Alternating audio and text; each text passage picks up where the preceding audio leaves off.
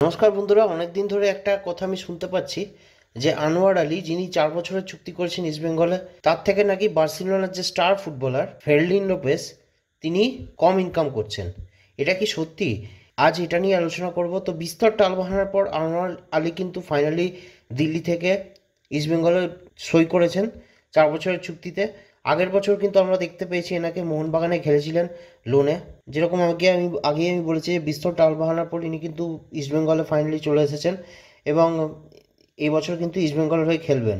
এবং তিনি লোনে আসেননি, পাকাপাকিভাবে চলে এসেছেন ইস্টবেঙ্গলে।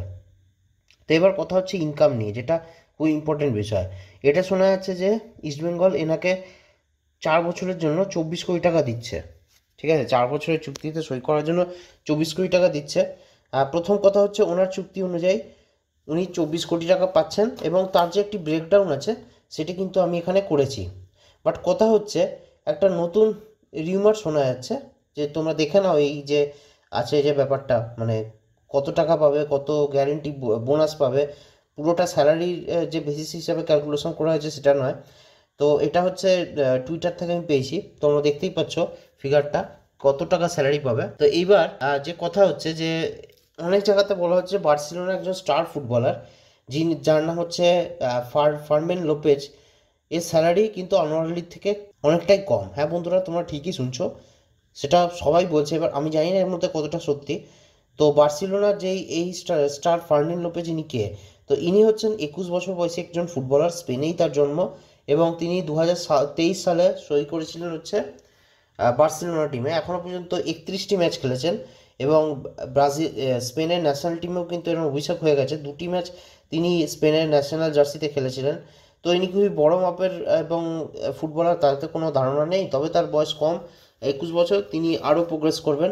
এবার স্যালারির কথা যদি বলা হয়, অনেক জায়গাতে কিন্তু বলা হচ্ছে যে এনাকে যা স্যালারি দিচ্ছে তার থেকে কিন্তু আনোয়ার আলীকে অনেক বেশি স্যালারি দেওয়া হচ্ছে।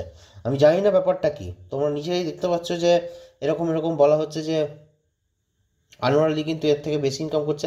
তো আমার কথা হচ্ছে, যদি এটা সত্যি হয় তাহলে কিন্তু ভারতীয় ফুটবলের জন্য দুর্দিন অপেক্ষা করছে, কারণ ইন্ডিয়ান ফুটবল কিন্তু পারফরমেন্স একদমই বাজে। সেই অনুযায়ী এই সমস্ত ফুটবলাররা কোনো পারফরমেন্স মাঠে দিতে পারে না, ইন্টারন্যাশনাল ম্যাচে ম্যাচে খেলে খেলে গোল খেয়ে যায়। তো এই সমস্ত ফুটবলারকে এত টাকা দেওয়ার কী আছে?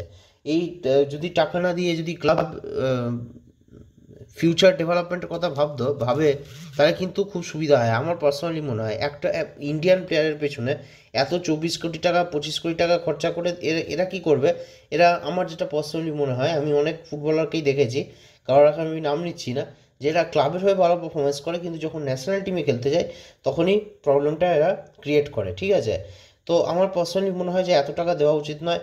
অবশ্য কিছু কিছু জায়গাতে এটাও বলা হচ্ছে যে, যেরকম আমি তোমরা তো এখানে দেখতেই পাচ্ছ যে এই যে বার্সেলোনা স্টার আছে, যেটা বলা হচ্ছে যে ওনাকে কম স্যালারি অফার করেছে, আদতে কিন্তু সে ব্যাপারটা নয়। ইনি কিন্তু বেশি স্যালারি পাচ্ছেন, তবে অতটাও খুব একটাও বেশি নয়। ঠিক আছে, খুব একটা বেশি নয়, তো ডিফারেন্সটা বেশি নেই। তো একটা জিনিস কনফার্ম যে ইন্ডিয়ান ফুটবলে কিন্তু টাকা যথেষ্ট আছে এবং কোনো ভালো মানের ফুটবলারকেও সই করাতে পারে, এটা সম্বন্ধে কিন্তু কোনো দ্বিমত নেই। বিশেষ করে মোহনবাগানকে আমরা দেখেছি এবছরে প্রচুর কিন্তু খরচা করেছে। তার পরিবর্তে তো ইস্টবেঙ্গলকে তো অবভিয়াসলি একটা রেসপন্স করতে হতো। তো ইস্টবেঙ্গল এবছর ভালো ভালো প্লেয়ার নিয়ে এসেছে, যেরকম তোমরা নিশ্চয়ই জানো। আর ফরেন যে স্ট্রাইকার নিয়ে এসেছে, ফরেন যে ডিফেন্ডার এনেছে, তার নাম বলার দরকার নেই। আগের বছরের যে গোল্ডেন বুট উইনার তাকেও এনেছে, তবে ওদের পারফরমেন্সটা কিন্তু এখনও সেরকম আমরা মেলে ধরতে পারিনি। যেরকম আমরা রিসেন্টলি দেখলাম এফসি চ্যাম্পিয়ন্স লিগ 2-তে তারা একটি তাজাকিস্তানের ক্লাব আছে তার কাছে হেরে গেল। তো এটা আমি এক্সপেক্ট করিনি যে হেরে যাবে, বাট কিছু করার নেই, এরা হেরে গেছে। তো এই হচ্ছে খবর। আর ডুরান্ড কাপেও নিশ্চয়ই অবশ্যই খবর জানো যে ডুরান্ড কাপের কোয়ার্টার ফাইনালে হেরে গেছে ইস্টবেঙ্গল। তো কথা হচ্ছে যে আমার এটাই বলার ছিল। তো তোমরা এই ভিডিওটা কেমন তোমাদের লাগলো?